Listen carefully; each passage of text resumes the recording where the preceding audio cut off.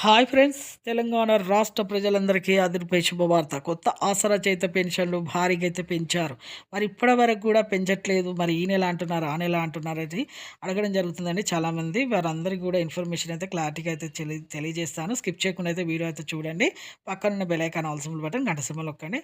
కొత్త ఆసరా చేత పెన్షన్‌లు ప్రతి ఒక్కరికి కూడా మీకు పెంచడం జరుగుతుంది. ఇప్పుడు జనవరి నెల నుంచి అయితే పెంచుతాము అనేసి క్యాబినెట్ అసెంబ్లీ సమావేశాల్లో తెలియజేయడం జరిగిందండి. ప్రతి ఒక్కరికి కూడా సీఎం రేవంత్ రెడ్డి గారు, మంత్రి సీతక్క గారు కూడా ప్రతి ఒక్కరికి కూడా 4,000 నుంచి 6,000 రూపాయలైతే వేస్తాము. ఈకేవైసీ, ఎంపీసీ లింక్ అయితే చేసుకోండి.